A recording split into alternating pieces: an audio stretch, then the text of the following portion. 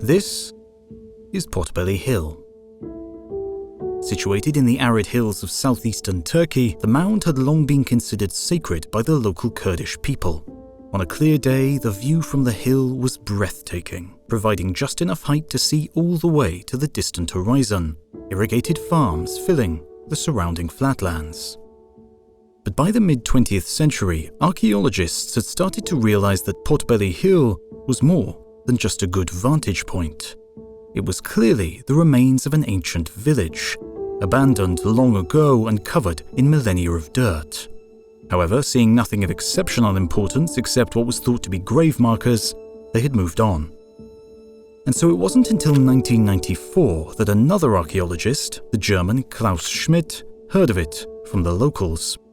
Guided by farmers to the location of the hill, he took it upon himself to set about his own excavation.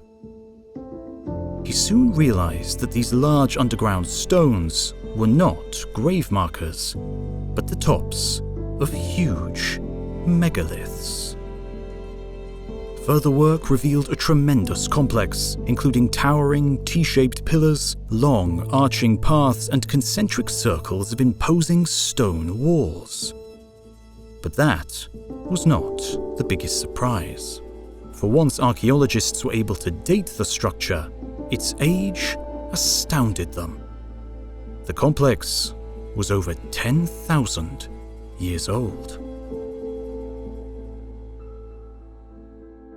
Potbelly Hill, which in Turkish translates as Göbekli Tepe, was discovered to be one of the oldest structures ever built by humans.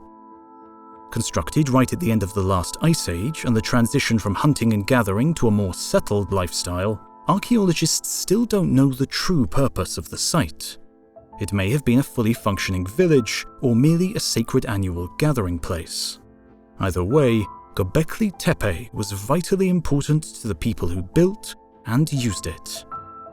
But after they abandoned it, again for as mysterious a reason as to why they constructed it in the first place, it was lost. Thousands of years of human history, hundreds of cultures and dozens of major civilizations waxed and waned through the area, never considering it more than an old hill with some rubbish buried beneath the surface. Göbekli Tepe serves as a major cornerstone for our modern understanding of the development of human civilization. Without it, our own past would be that much more mysterious, and it was built only 10,000 years ago. As we push deeper into the past, the story of our origins becomes even murkier. With fossil fragments scattered across the globe, we can piece together the general story of human evolution and development. Beyond that, we understand no more than the outlines. Indeed, scientists estimate that we have fossil evidence for less than 1% of all the species that have ever lived. And that is just life on Earth. We have only just begun to explore the wider cosmos with our probes and our telescopes. The vast majority of the universe remains completely unknown and unmapped. What mysteries await us there? How far back can we push the origins of not just ourselves and life on Earth, but life in the universe? Like Göbekli Tepe, what ancient monuments to life await us in the depths of interstellar space? Are we among the first generation, or the latest in a long line?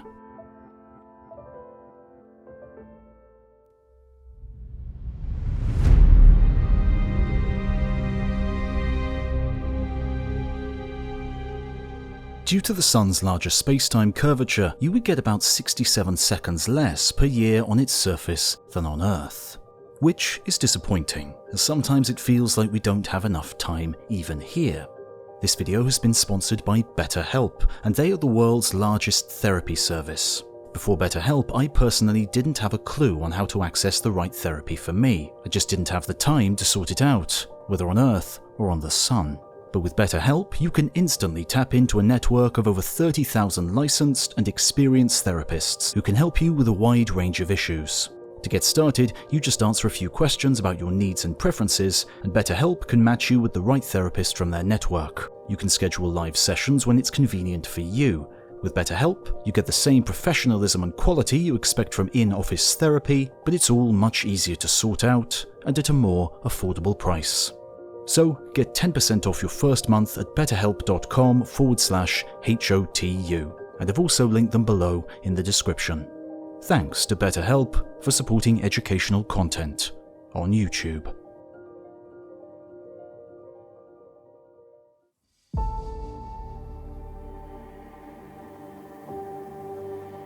The lone dark rock stood out, a blemish on the otherwise perfectly smooth, perfectly white ice sheet.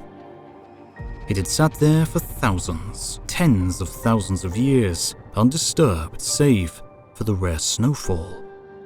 And Roberta Score could not ignore it. A lab manager from NASA's Johnson Space Center, Roberta had been there in Antarctica, spending the nightless hours scouring the vast ice fields of that frozen continent, hunting for rocks exactly like it.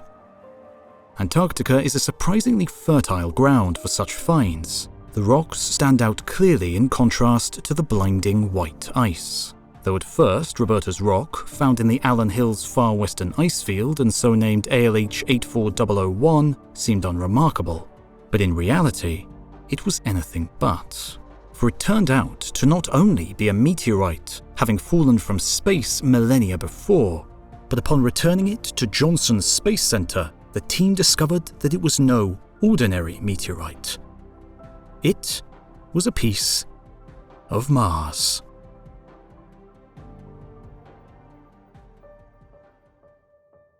Matching the chemical composition of the Martian surface, the rock must have been blasted off the red planet millions of years before during a titanic collision, then spending eons wandering the interplanetary depths before falling to Earth, where it had rested undisturbed ever since. The team sampled and studied this Martian exile, then made it available to the wider scientific community. And so it was nearly a decade later when another team, led by physicist David S. McKay, made a startling announcement. The unassuming meteorite contained microscopic features that could not be the work of mere chemical processes. Electron microscopy revealed chain-like structures that resembled living organisms found on Earth. This little rock contained the fossilized evidence of life on Mars. NASA announced the discovery to enormous fanfare, with even the then President of the United States, Bill Clinton, giving an official statement. But after the celebrations died down and other scientists got a chance to perform their own examinations, these further studies immediately cast the original announcement in doubt. Martian chemistry, they said, did not have to exactly follow Earth chemistry, and they could concoct a dozen different scenarios to generate chain-like features from nothing more than interesting combinations and reactions of chemicals. Fascinating, certainly, but not alive. ALH 84001 remains the only physical specimen to ever even offer a hope of identifying life outside the Earth. And the debates surrounding the nature of its microscopic structures serve as a potent lesson. Could we even identify alien life if it was staring right at us? To identify life, we must first define it, and the scientific literature currently contains over 200 different definitions. That said, a very general classification scheme is able to encompass almost all definitions, and that scheme relies on life having 3 distinct properties. 1. Life must be able to store information. Whatever the means, life must encode information about its current state. It must also store information about its own traits and characteristics and the information required to generate various processes. Second, life must be able to catalyze reactions. It must be able to interact with the environment that surrounds it, responding to it and generating reactions of its own. These reactions allow life to acquire, store, and expend energy. They allow life to move, they allow life to react to signals or threats. And lastly, these reactions allow life to grow new structures. And third, what separates life from non-life is the ability to self-replicate. life must be able to make copies of itself, and these copies must be as faithful as possible to the original. Putting these three things together allows life to live. Famed physicist Erwin Schrödinger was the first to identify the fundamental principles of life from a physical point of view, correctly hypothesizing that the storing, utilization, and passing of information was of paramount importance. The information stored in life gives it the instructions it needs to catalyze reactions, and some of those reactions include the ability for life to replicate itself.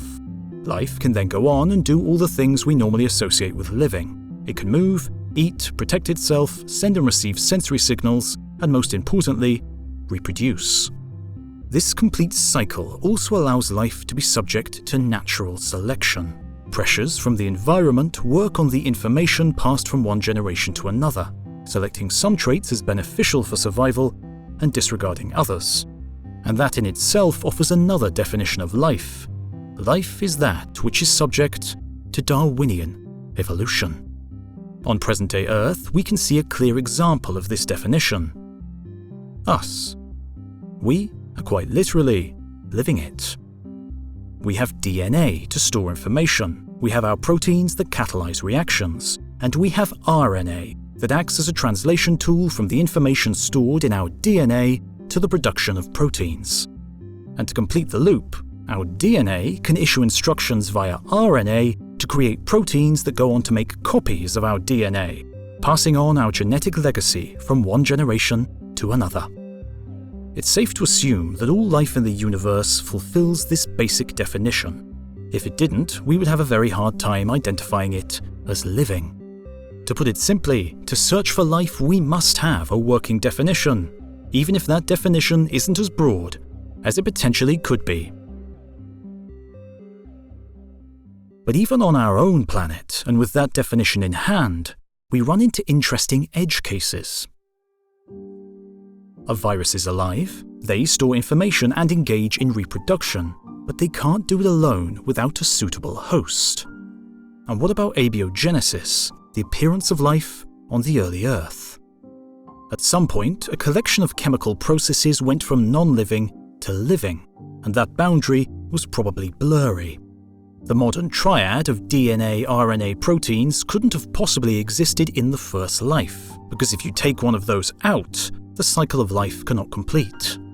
So early life had to be simpler. One hypothesis states that early life was solely composed of strands of RNA. These earliest forms of life would have been completely alien to what we have now in the modern world. Some aspects of early life we still find in common with our own. For example, early life still used liquid water as a solvent, and solvents are critically important for our understanding of life. This is because the life on Earth uses a soup of complex molecules to go about living, storing information, catalyzing reactions, and so on. These molecules need a place to hang out where they won't get instantly destroyed, and water is stable enough for exactly those purposes. Plus, water can bind with many other molecules, it can dissolve the ones you don't want, acting as a form of waste management, and it can be easily blocked, allowing you to build a membrane so that you always have just the right amount near you. In addition to liquid water, early life also experienced roughly the same temperatures that we do today. Even though the first life may have been extremophiles, like bacteria that can survive in deep-sea hydrothermal vents, that is still within the broad range of Earth normal. Early life didn't arise in the depths of interstellar space or on the surface of the Sun. Early life also used all the same elements that we're familiar with today. Carbon is exceptionally handy, as it can bind easily with itself and many other elements, allowing it to form large, strong structures. Oxygen is great for participating in chemical reactions, which means it can serve as a useful tool for storing and later using energy. Phosphorus, nitrogen, and hydrogen also play important roles, especially in the construction of DNA and RNA. So perhaps, early Earth life would not be so alien after all. The same solvent, the same temperatures, the same elemental building blocks. Those microscopic critters, however they initially emerged, would have the same basic requirements we do: water, food, and energy. But anything off the Earth is a completely different story.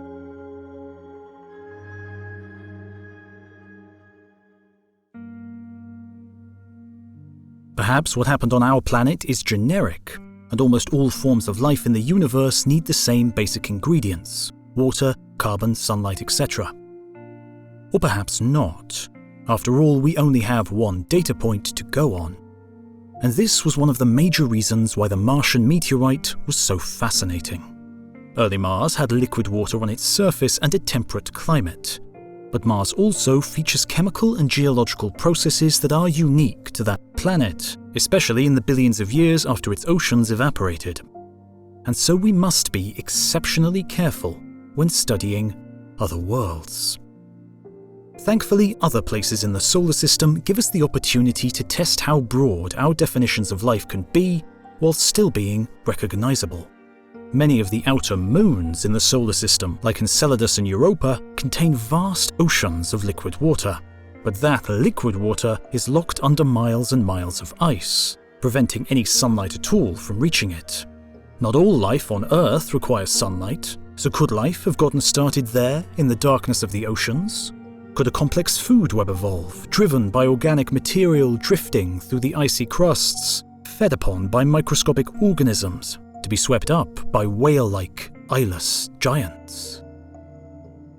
And then there's Titan, one of Saturn's 145 moons. The second largest moon in the solar system, it was discovered by the great astronomer Christian Huygens in 1655. That world is cloaked by a dense atmosphere rich with nitrogen, and it is the only known world other than Earth to support lakes and rivers on its surface. But at a temperature of minus 180 degrees Celsius, these aren't lakes and rivers of water, but of liquid hydrocarbons, like methane. Could methane serve as a solvent for an exotic low-temperature form of life? Perhaps even multicellular creatures relying on achingly slow metabolisms could swim in those seas. Research continues, but the only way to find out for sure would be to go there.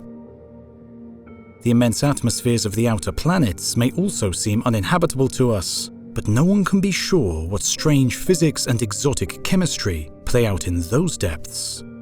Heat, motion, complex compounds, all the ingredients are there, buried layer after layer in those atmospheres. Could creatures that never know the feel of the ground or the taste of water float majestically in those worlds? And lastly, there are all the forms of life that we can encompass in our imaginations. Perhaps somewhere in the universe, life uses silicon rather than carbon as a building block. Perhaps life doesn't even need chemicals to store information or make copies of itself. Strange quantum systems could do the trick, or forms of matter not known to us yet. But to begin our exploration of the earliest life that could possibly arise in the universe, we will start with the strictest definition of life that we can imagine. Life that looks like the kind on Earth, that uses water as a solvent in a range of habitable temperatures using a set of key, elemental building blocks.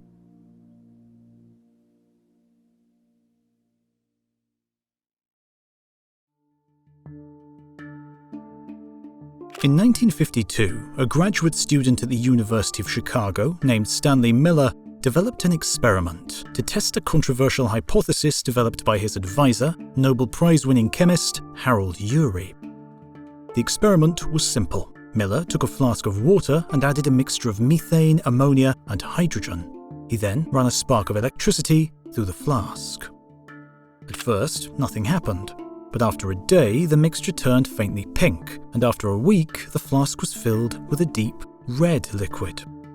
After adding additional chemicals to prevent microbial contamination and to stop the reaction, Miller used a chromatograph to identify what new molecules had appeared inside the flask. The results astounded him. Glycine, alpha-alanine, beta-alanine, aspartic acid, alpha and aminobutyric acid. These were amino acids, the building blocks of RNA and DNA, the basic chemistry of life itself.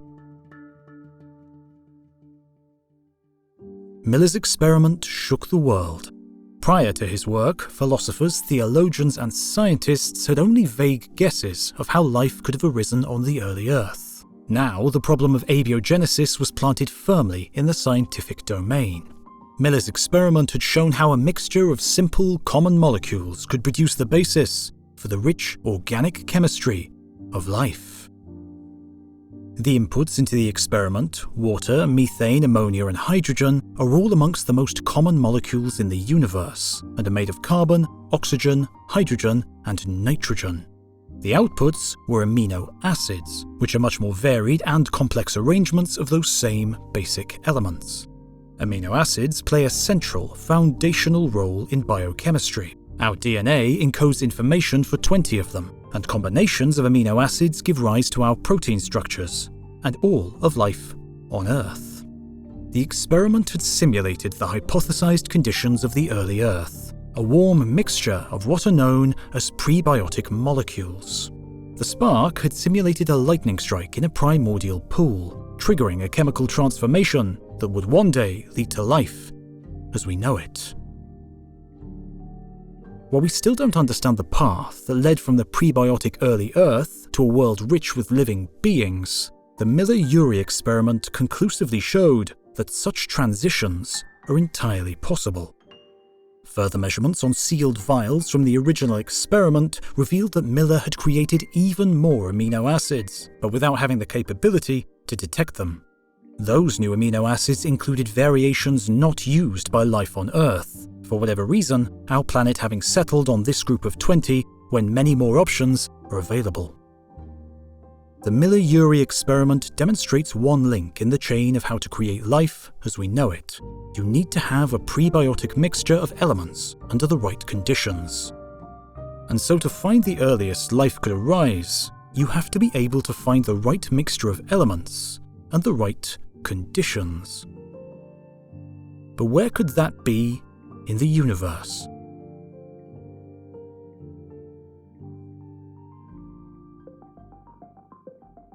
Of course, one place we can be sure of is right here, the surface of the Earth, a planet with an abundance of water and a thick, but not too thick, atmosphere. For our Earth sits in what's called the habitable zone of the Sun. This is a region around a star where the temperature is just right. Closer to a star, the intense heat and radiation will boil away any water, turning it into a vapor. Too far away, and that water freezes into solid ice. Every star has its own habitable zone, with the location and size of that zone depending on the nature of the star. Small, dwarf stars have habitable zones brushing right up against their surfaces. Giant stars have habitable zones reaching hundreds of millions of miles away. The habitable zone of the Sun begins just within the orbit of Venus and extends outwards just past the orbit of Mars. But of the three worlds within that zone, only the Earth maintains liquid water in the present day. And so we can conclude from this small example that the conditions for life as we know it are very strict. With Venus, scientists strongly suspect that it once had a thinner atmosphere and supported oceans on its surface. But as the Sun aged, it steadily grew brighter and hotter.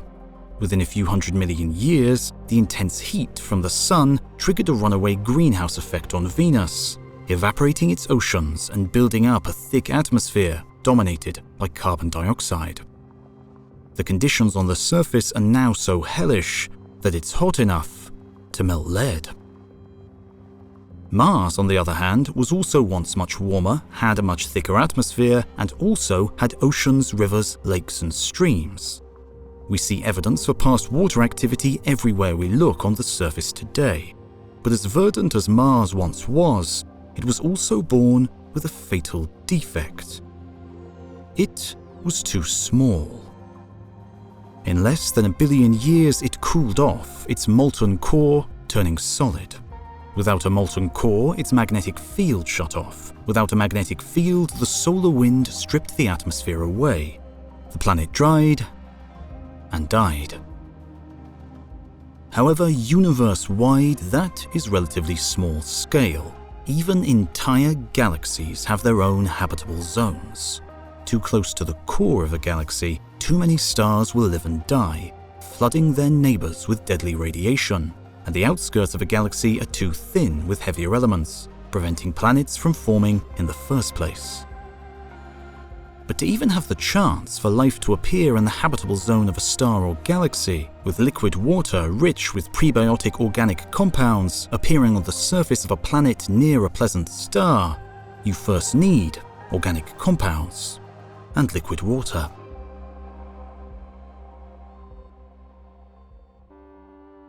Indeed, the origins of Earth's abundant oceans remains a mystery. Certainly, the Earth formed with a lot of water in the first place, as it's the most common element in the entire universe. But most of the water did not end up on the surface. It either got locked up as chemical compounds in the mantle, indeed there's more water in the mantle than anywhere else on Earth, or evaporated while our planet was still molten. Astronomers believe that comets and asteroids likely played an important role in replenishing the water supply of the Earth.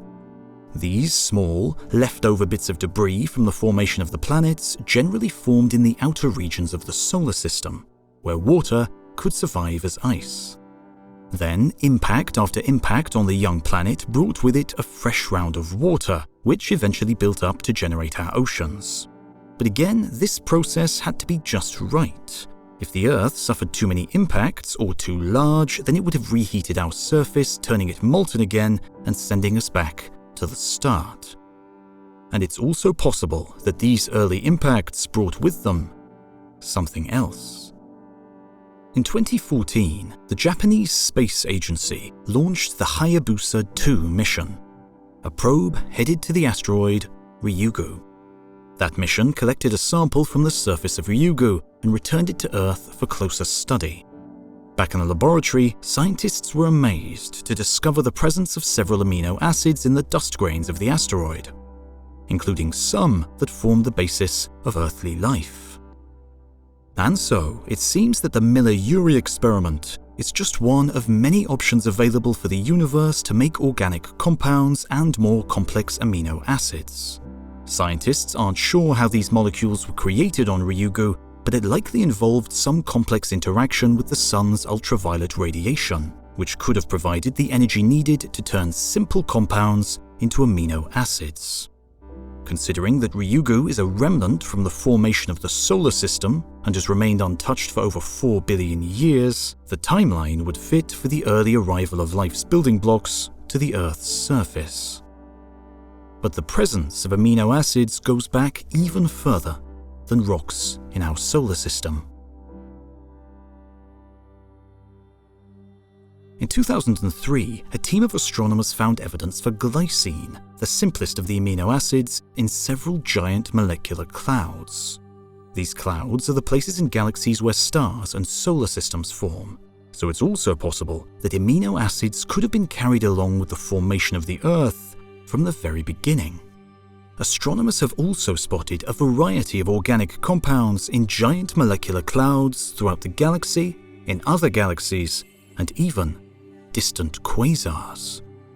And these quasars only appear in the young universe, suggesting that the basic chemistry for life has been present for a very long time. But even that is not the true beginning. All that chemistry has to come from somewhere.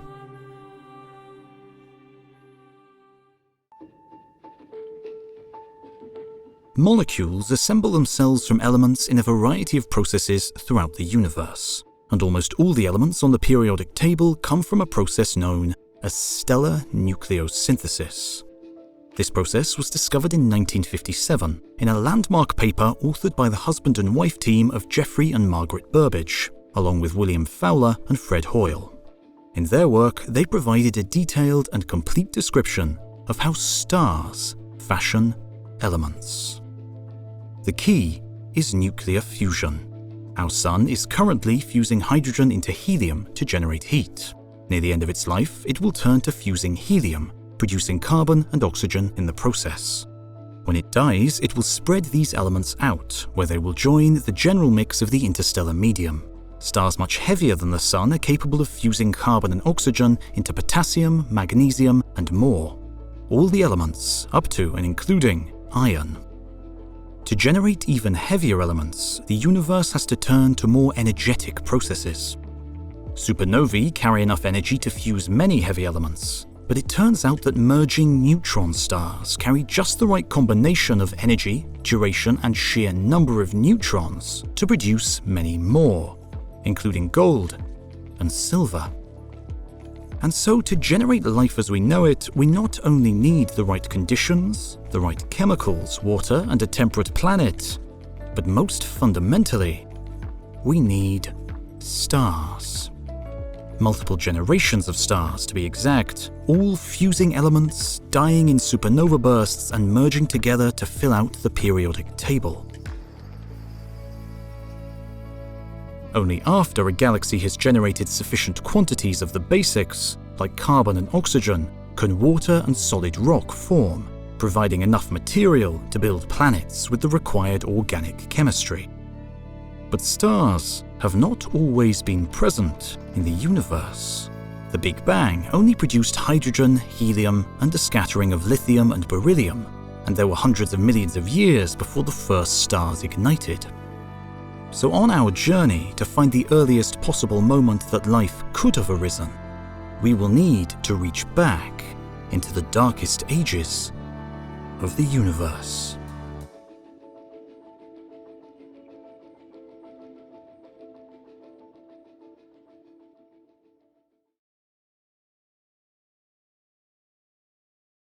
Imagine, years in the future, we finally uncover what dark matter really is. After decades of effort and struggle, it turns out to be quite simple. The vast majority of the mass of our universe is revealed to be made of some new particle that had previously been unknown to physics. Some slight adjustments to the standard model and a series of confirmed direct detections later, the mystery is conclusively solved. A single particle that participates in the gravitational interaction, and very rarely through the weak nuclear force. And that is it. Laboratories are shut down, proposals for new missions scrapped. Without a grand mystery to ignite passion and curiosity, funding dries up, and astronomers and physicists go on to study other cosmic questions. But a small team of scientists persist in their experiments and observations, unconvinced by the accepted explanation. While the new standard model explains the vast majority of dark matter phenomena, there are still some holes. For example, these new dark matter particles can, very rarely, interact with each other, annihilating in a burst of light, a flash of gamma-ray radiation.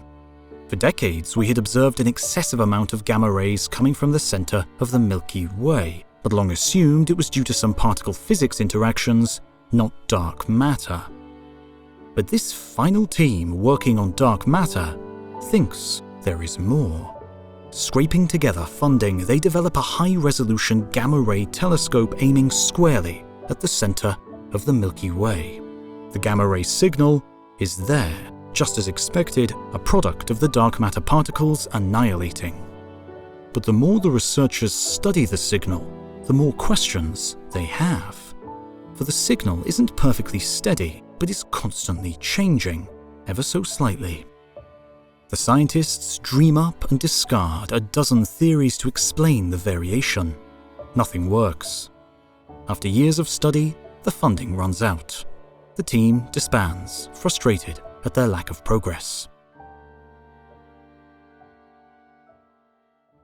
But years later, on a sleepless night, one of the former graduate students in the group pulls up the old data.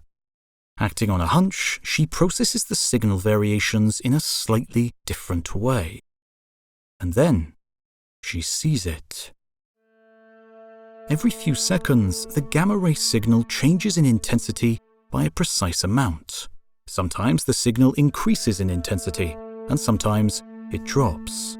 The time between shifts, however, never changes, and the up-down pattern never repeats, except after over a month has passed.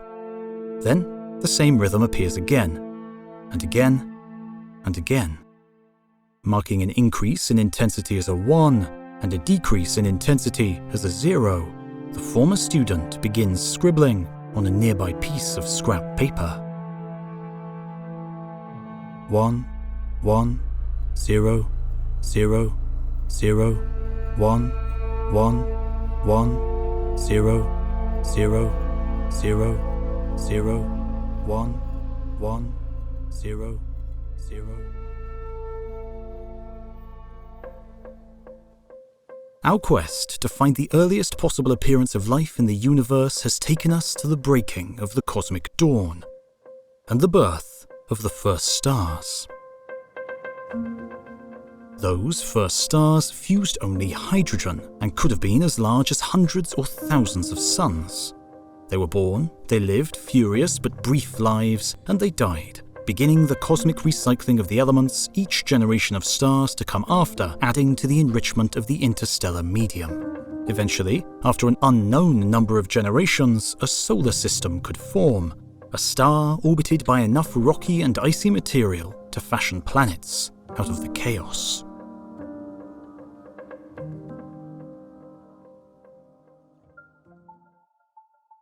We know that the first stars didn't appear until at least 100 million years after the Big Bang.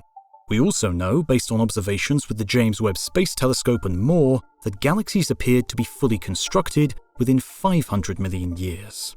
There was a time before that, when our universe was 10 to 15 million years old, that the cosmic microwave background flooded the universe with room temperature radiation. But that was well before the development of rocky planets, or even water. And so while we don't yet have a precise answer, we do have limits. The first possibility for life as we know it, swimming in liquid water oceans on a rocky planet orbiting a placid star, would have occurred somewhere between 100 and 500 million years after the Big Bang. Our own solar system formed some 9 billion years later, and so it is safe to assume the Earth was not the first opportunity for our universe to create life. But of course, that's only accounting for the kind of life that we conclusively know of, not the kinds of life that we can imagine.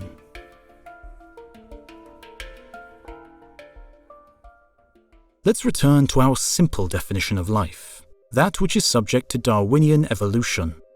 This requires information storage, self-replication, and the ability to interact with the environment. Life on Earth accomplished this with a soup of chemicals immersed in water, with deep-sea vents or sunlight providing an ample source of energy to drive chemical reactions. And so the earliest life that looks similar to this could not exist for at least a few 100 million years, well after a few generations of stars had already come and gone. But scientists have speculated about many alternative forms of biochemistry. Besides methane, biochemists have also proposed ammonia, hydrogen fluoride, hydrogen sulfide, and silicon dioxide as alternatives to water.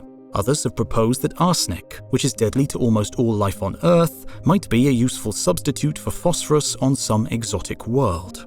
Or that silicon, while not as robust and sturdy as carbon, might provide a suitable foundation for complex molecular chains that could lead to intricate living systems.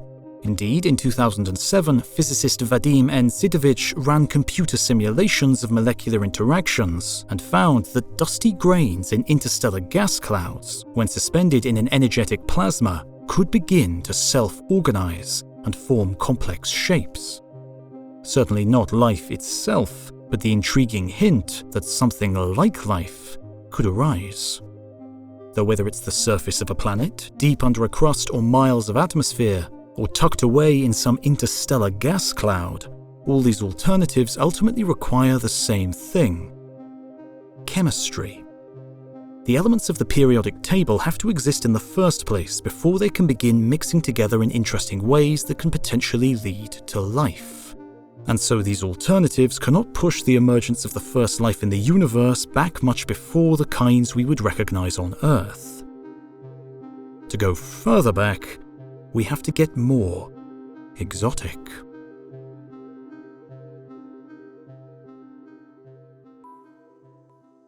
In 1973, eminent physicist Frank Drake proposed that microscopic structures inside neutron stars could meet all the conditions for Darwinian evolution.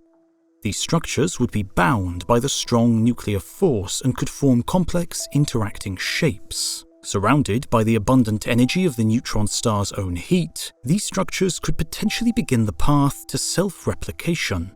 But, of course, to create neutron stars, the universe first has to create stars. And so this possibility pushes back the potential for life to just after the very first generation of stars, some 100 million years after the Big Bang. Another hypothesis, proposed by Louis A. Androdoki and Eugene M. Chodnovsky of the City University of New York, states that life composed of magnetic monopoles connected by cosmic strings could take on complex forms. However, physicists continue to debate the very existence of magnetic monopoles and cosmic strings, and this idea requires that these exotic compounds exist in a heat bath, namely, that they are embedded inside stars. So that still doesn't push the clock back any further. But there is another possibility, hidden in the dark sector of the universe. All of our understanding of physics, from the table of elements to the fundamental particles, comprises less than 5% of all the energy and mass in the entire universe. Most of the cosmos is of a form unknown to modern physics. This unknown is divided into two sectors: dark matter, which makes up the mass of most galaxies, and dark energy, which is responsible for the accelerated expansion of the universe. Despite this categorization scheme, we still don't understand the natures of dark matter and dark energy.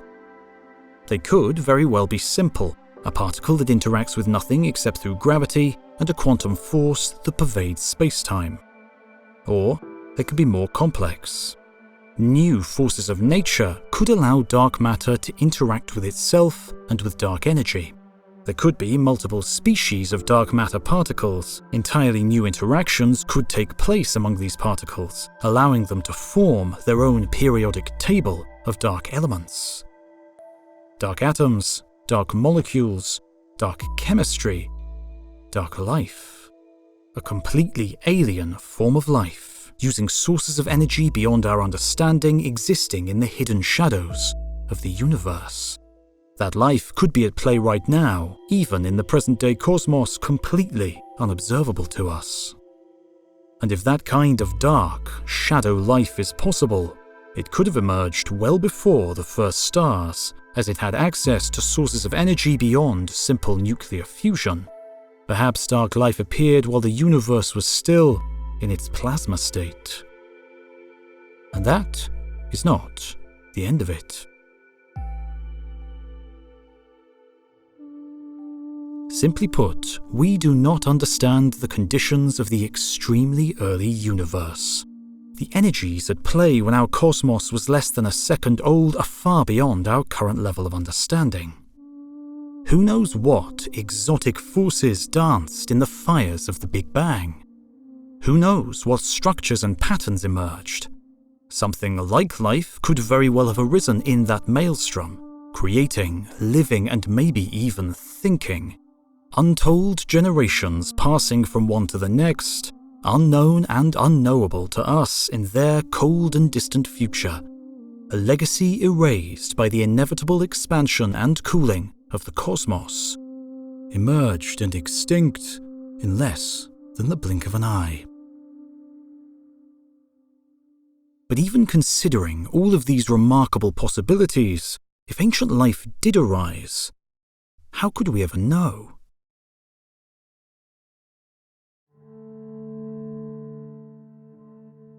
During a pleasant afternoon in the summer of 1950, famed particle physics pioneer Enrico Fermi was walking to lunch with his colleagues.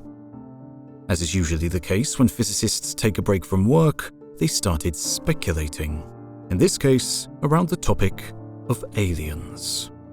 After debating back and forth for a while on the possibility of extraterrestrial life and the likelihood of encountering it, the conversation eventually moved on. But the question must have dogged Enrico, because later that lunch, apropos of nothing, he suddenly blurted out, "Where is everybody?" The chain of logic is simple. The Earth is not particularly special. Yes, there's liquid water on the surface, a clement environment, a rich soup of organic materials, an abundant and steady supply of energy. We have no evidence of these conditions, let alone life arising anywhere else in the solar system, let alone the galaxy. And yet the universe is vast. there are at least 100 billion stars currently alive in the Milky Way galaxy. There are potentially almost 2 trillion galaxies within the observable volume of the universe, and in physics, nothing happens just once. Either nature forbids it, and it never happens, or it allows it, and the universe is large enough to accommodate multiple instances of even the rarest phenomenon. For example, modern estimates suggest that the Milky Way alone hosts around 5 billion Earth-like planets in the habitable zones of Sun-like stars. And that's just one galaxy. And so Earth is special and life is rare. But Earth isn't that special, and we have no reason to believe life is that rare. We are just one rocky planet orbiting one unremarkable star. If life happened here, then logic dictates it must be a somewhat generic feature of the universe, and so it must have happened elsewhere. And to add to this, the universe isn't just gigantic, it is ancient. Earth-like life could have arisen as early as 100 million years after the Big Bang. The cosmos is now almost 400 times as old. Life appeared on the Earth as soon as the crust cooled and oceans formed almost 4 billion years ago. And so by now, almost 14 billion years after the Big Bang and 9 billion years after the formation of the Milky Way, countless alien life forms should have arisen, crawled out of their oceans, survived terrible catastrophes, evolved to intelligence, developed a sophisticated civilization, and invented the necessary technology to travel among the stars. Even we humans have managed to send a spacecraft beyond the bounds of the solar system and out into interstellar space, and we have been trying for less than a century. Enrico argued that the galaxy should be littered with the debris of alien civilizations, come and gone. There should be active probes in the solar system, remnants of technology everywhere we look. Logically, we should have evolved in the plains of Africa with full awareness of the aliens watching us, even guiding us. And yet, nothing. No sign of intelligence, let alone life, anywhere else in the galaxy. This is Fermi's famous paradox. Life should be everywhere, but instead we are forced to ask, where is everybody?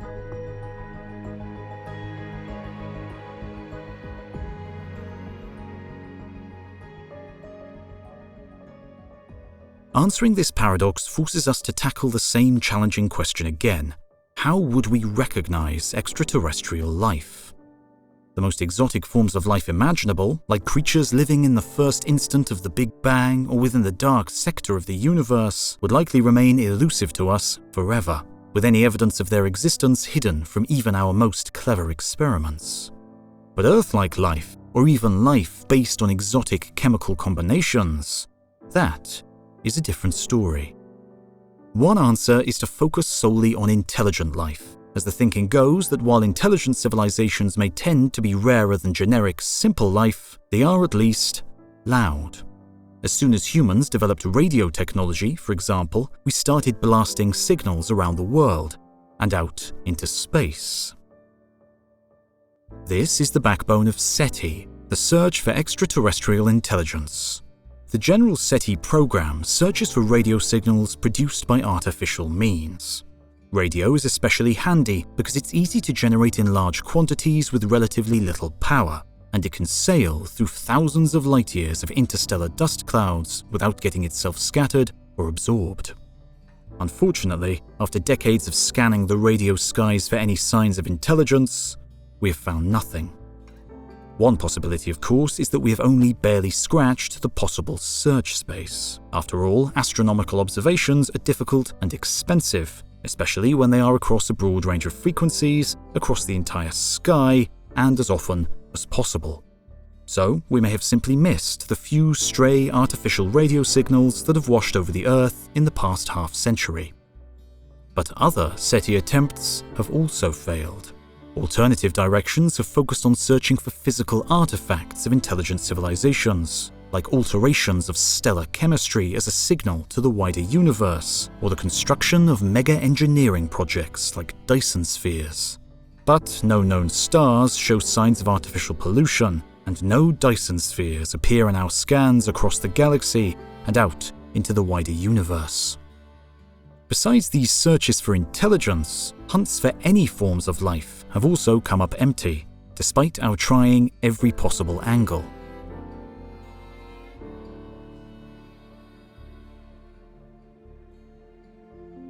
We've searched for alien worlds orbiting within the habitable zones of their stars. We've studied the light filtering through their atmospheres, looking for biosignatures like excess oxygen and methane, something that could not possibly have a purely chemical origin, no matter how exotic. And while many of these searches are still nascent, the ones we have performed have still come up empty. We've found thousands of exoplanets and many potentially habitable worlds, like the TRAPPIST-1 system or Proxima b, and many with thick atmospheres. And yet in all that work, we haven't found a single shred of evidence for life outside the Earth. And so, where is everybody? The first possibility to consider is that Fermi's base assumption is wrong, that life truly is rare. The Earth and our conditions being special, if not entirely unique within the galaxy, that you could have 1,000, 1,000,000, 1,000,000,000 copies of Earth, all with the exact same temperatures and pressures and soup of chemicals, and life would only appear on one of them. Or perhaps, while life may be common, intelligent life is not.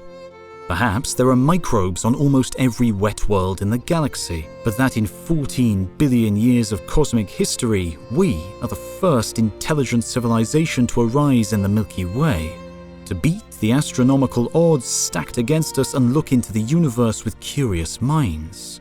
That we, for all intents and purposes, save for some microscopic cousins that we might encounter in our explorations in the distant future, are alone. Life could have been right in front of our eyes from the start, but of a chemical form that we cannot yet distinguish from non-life. Perhaps creatures really did once crawl through that Martian meteorite. Perhaps the buried seas of the outer moons are alive and active, but we may not yet realize it for what it is. And of course, yet another possibility is that both life and intelligence are common, but not for long.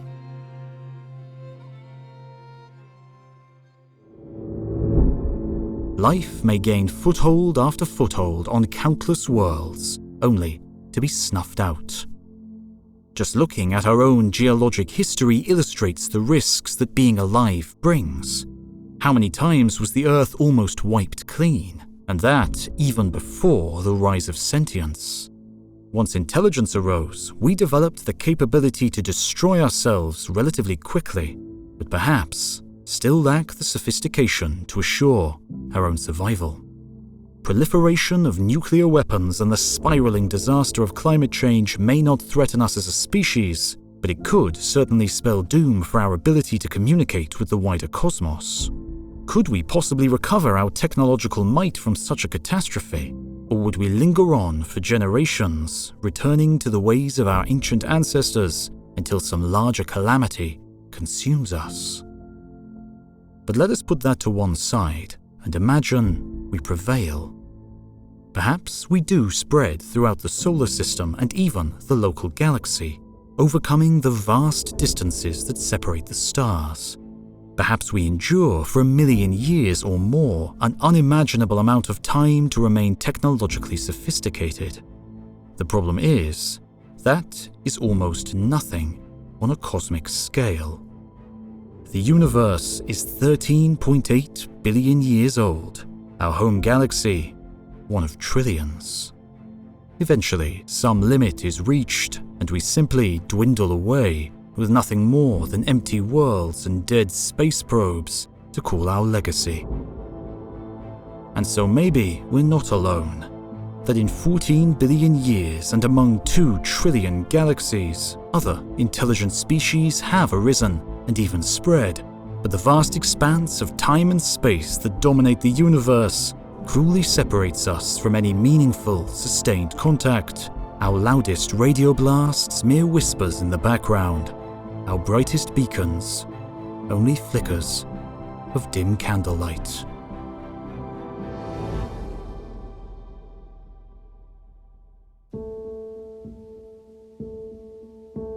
But perhaps, just perhaps, our deep descendants generations from now will explore our galaxy and find it filled with the graveyards of extinct civilizations. What monuments will they find buried under miles of dirt on some alien world? What probes might they encounter in the depths of the interstellar void? Such a discovery would answer many questions and raise even more. It would be a clue, not just to the origins of humanity, but to the origins of all life in the universe. What alien Göbekli Tepe sits out there, waiting for us to find it?